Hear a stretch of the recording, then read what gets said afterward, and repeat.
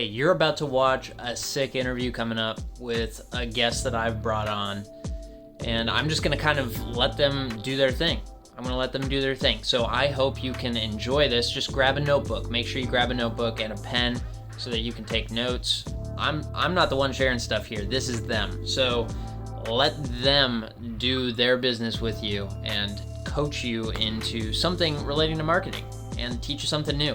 You can learn from people from all different industries. So also hit the subscribe button and then hit a bell. The bell should pop up after you hit subscribe. That would just help me bring the subscriber number up. You know, I love that. And then it'll also notify you whenever new videos go live or new interviews like this go live. So make sure you do that. Sit back, relax, and enjoy.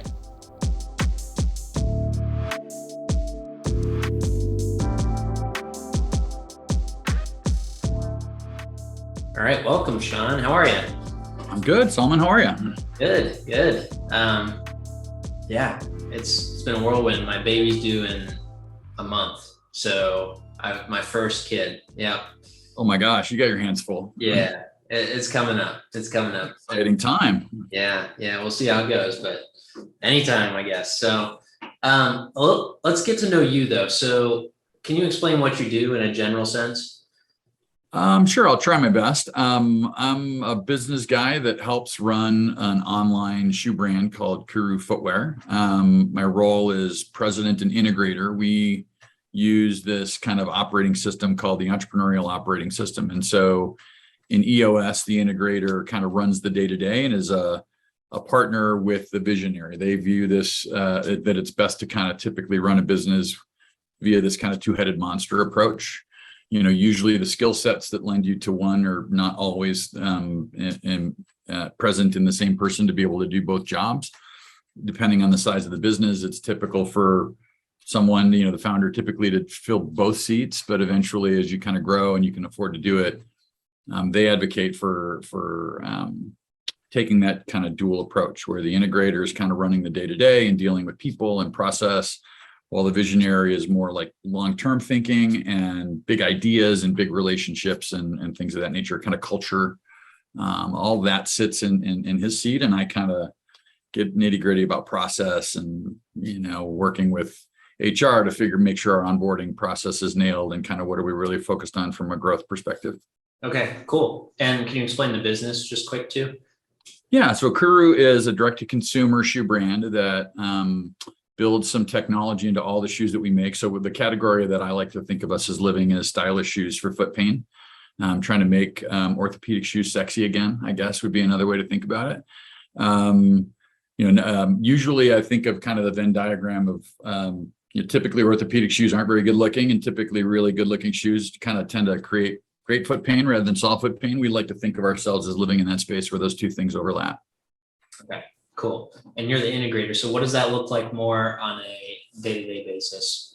A lot of meetings, a lot of reporting, a lot of digging into the data to help understand what's driving the outcomes that we want and to ensure that we're all kind of holding ourselves accountable for the big projects that we're working on in any given quarter or any given year. So tracking revenue, tracking profitability, tracking where we're spending, driving on big projects that can help us become either more profitable on the bottom line or a heavier growth rate on the top line.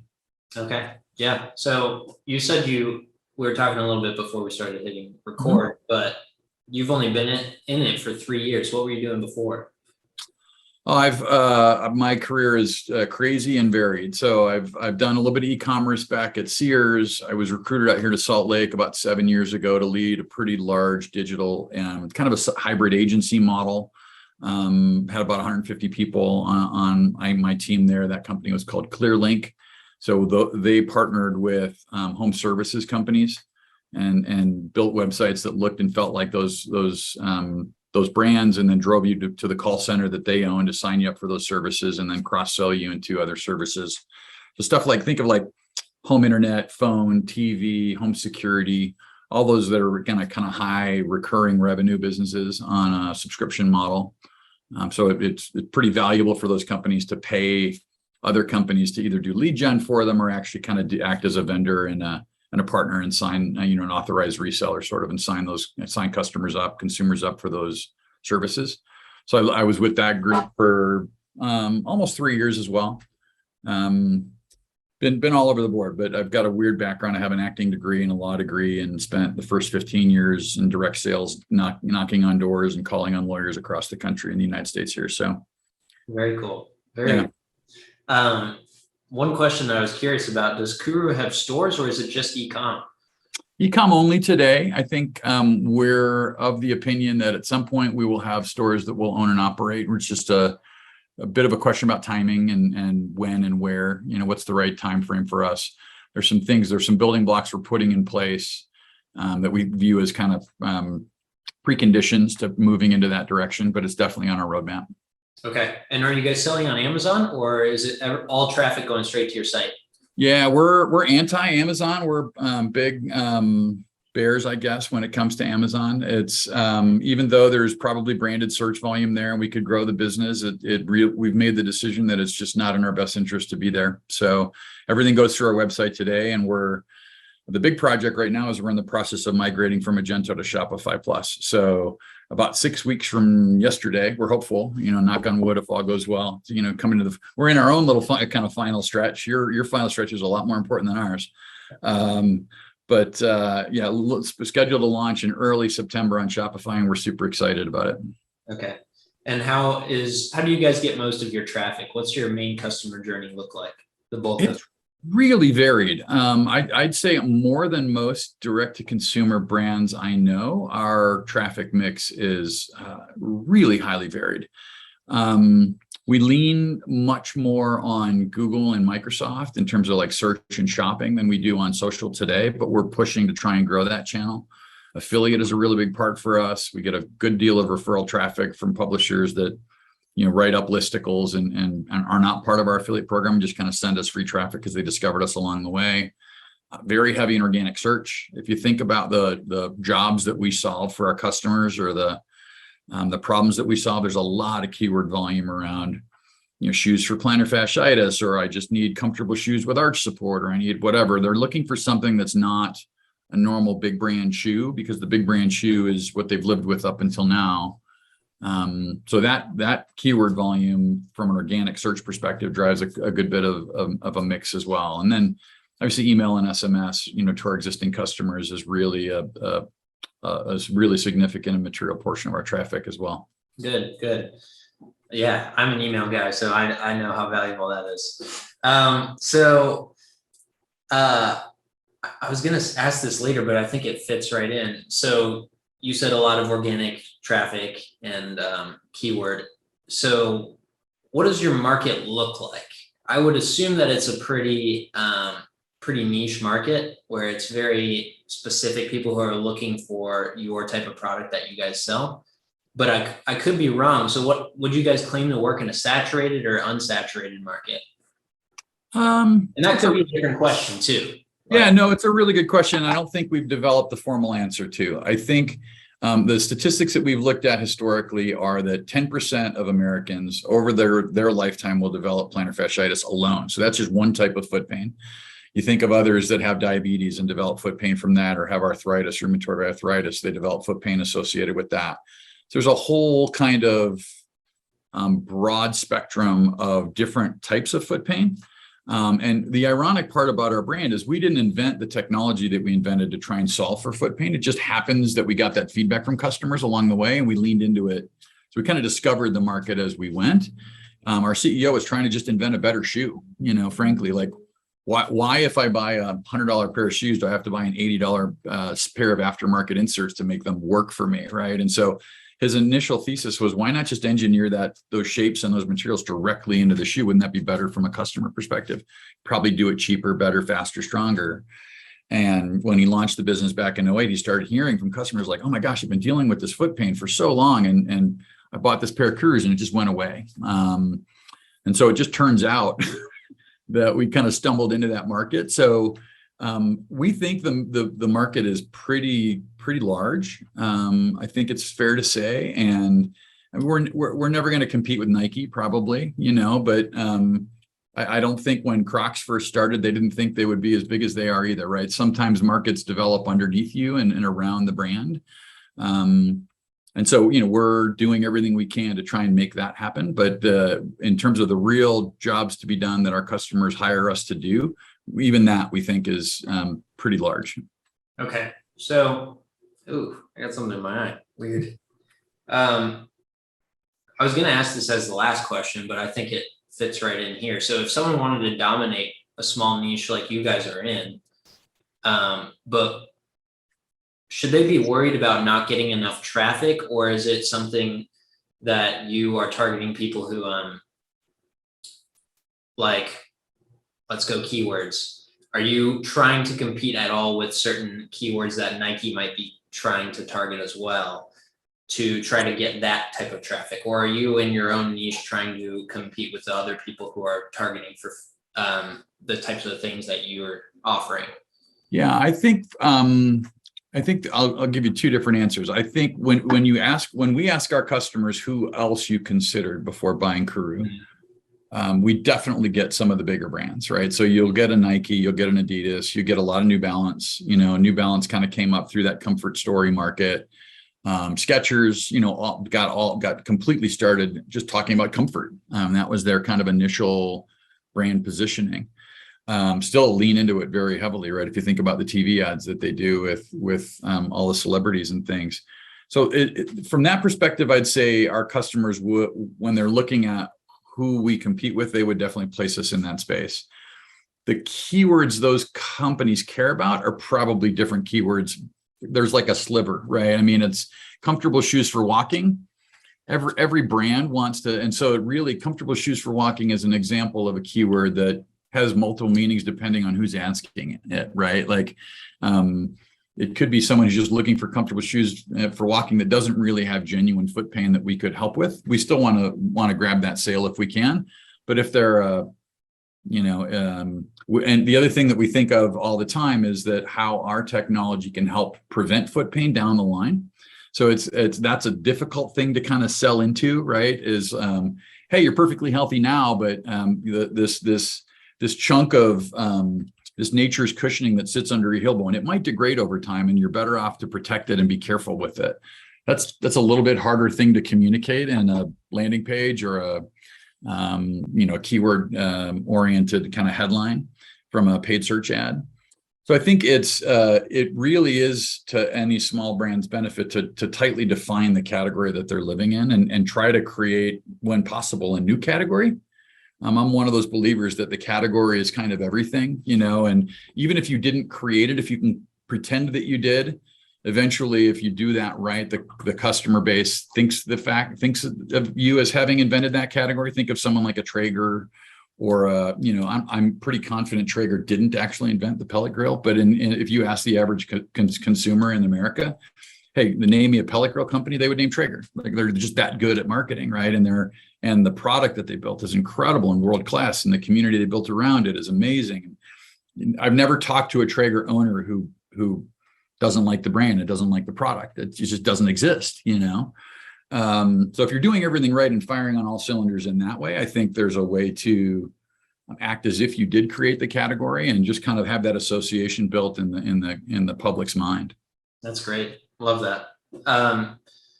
So you said that you do want to snag the sales if you can for the people who are like most comfortable shoes or searching for that. Mm-hmm. How much of your focus, how much of it goes towards the people who don't yet have foot pain, but you're saying, hey, you can develop it, versus the people who already have foot pain? And how do you find that balance?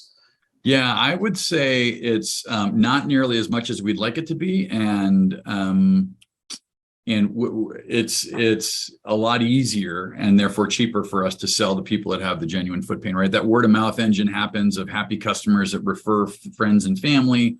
So the referral engine is kind of in high gear.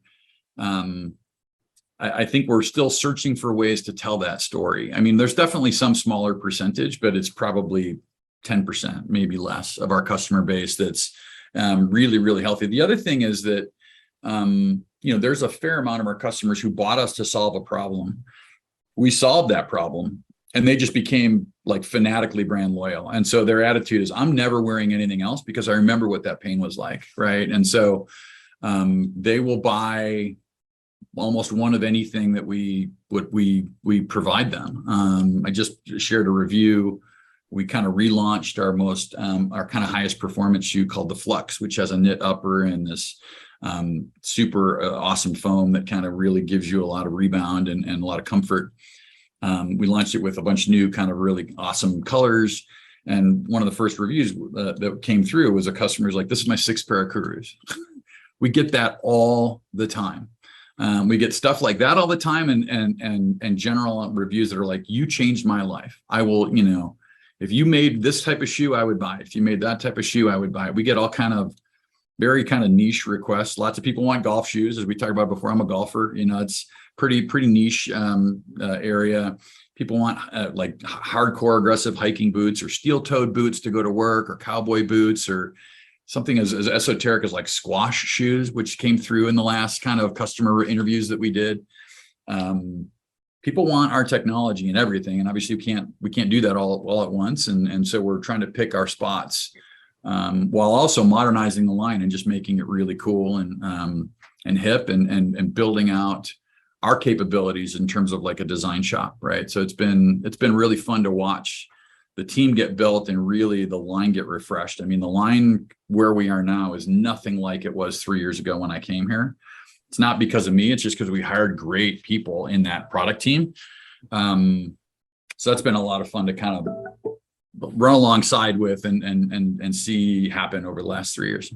Yeah, that goes right into my next question, which is, first of all, are you going to lean into the cowboy boots, the squash shoes? Are you going to lean into doing different types of shoes ever in the future? If so, is that coming up? Is that not coming up? And then the greater question that kind of came to my mind is, when it comes to you as the integrator and then the visionaries, how are you guys coming together to, not how are you guys coming together, but where do you guys plan on going? Are you trying to capture more of the people who might have future foot pain, or are you still trying to make sure you are the category king of the foot pain right now? Yeah. Industry. Yeah. So we just hired, actually next week, one of our newest senior hires starts, and he's a senior product line guy with 30 years of experience with all the big folks, international experience, lots of incredible experience, just the right person for the role. Very cool. So he ultimately will be the one that kind of sets the tone from a business case perspective of like, are we too over assorted now? Do we have just too many things now? Do we draw that back? Do we lean into it a little bit? There's so many interesting business questions that we have that we haven't had the data structured right to just give us really good, firm foundational answers yet around, what's the incremental value to us and our customer base when we launch a new style versus an incremental new colorway to an existing popular style. When do we go and push into the wide? I mean, I'm a wide foot myself. I wish we had everything in wides. It's just not feasible. So it's not very cost effective. But when do we do that?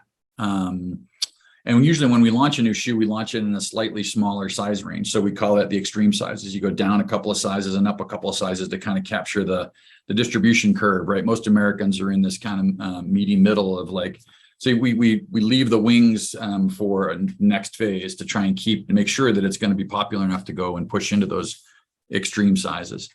So he's going to help us answer all those questions. And the other really big questions, like what are the categories we're not playing in now? And even they could be subcategories, right? If you think about what we sell, it's primarily a sneaker brand. And then the second big one is sandals.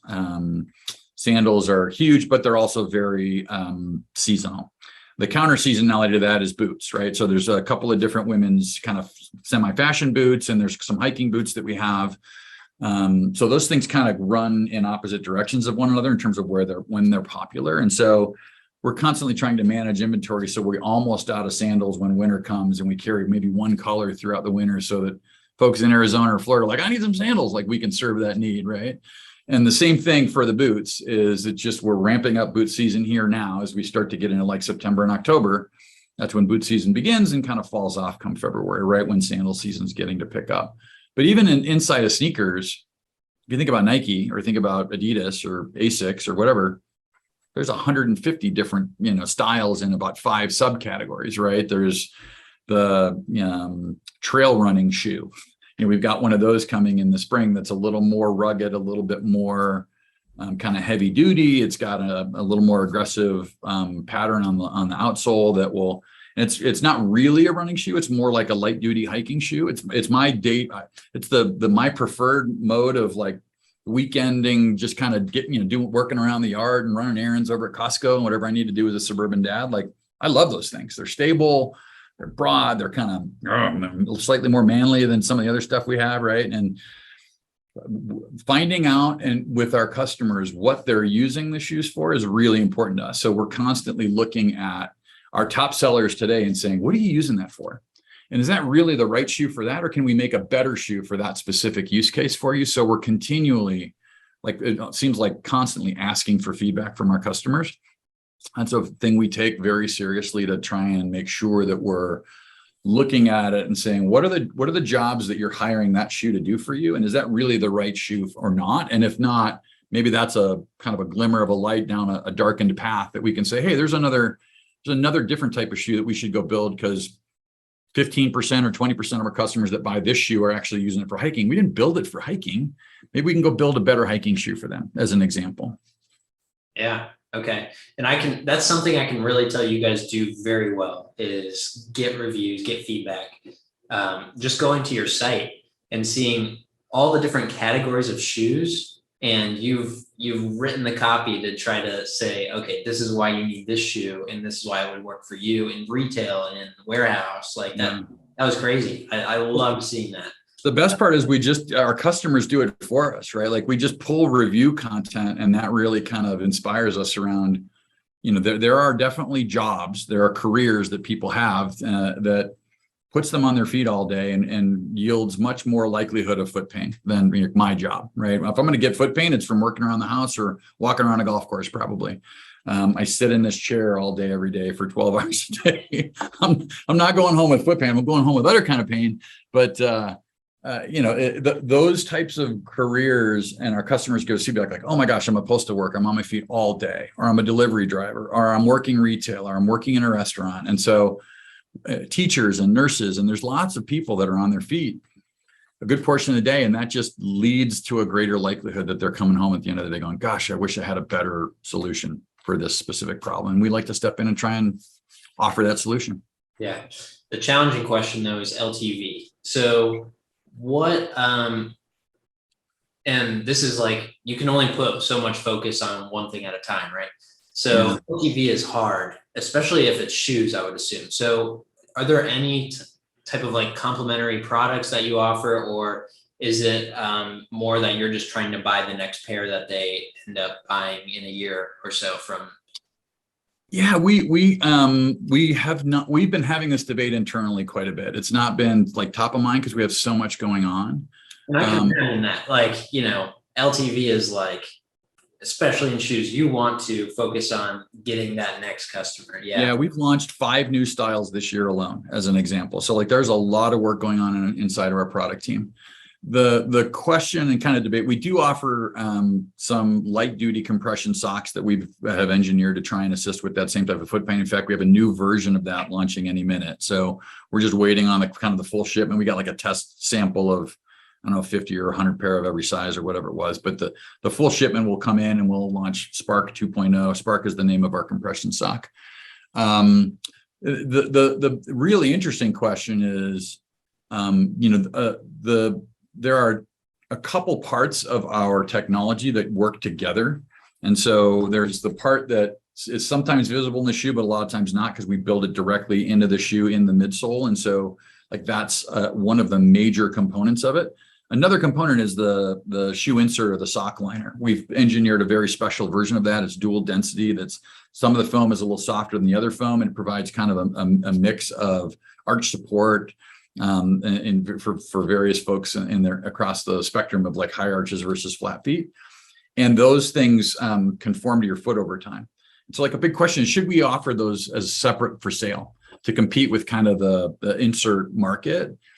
One of the great concerns that we have is if we did that, it would send the signal that that's where the magic lives, right? And it's not necessarily where the magic lives. The magic lives in all this thing working together. And so it's just a big question that we have around that. And then if we offer other things that, other products like foot rollers or stretching machines or whatever, does that send the signal that the shoes don't do the things that we say they do, right? Like, so it's a hard question to answer in terms of whether we branch out into those types of categories.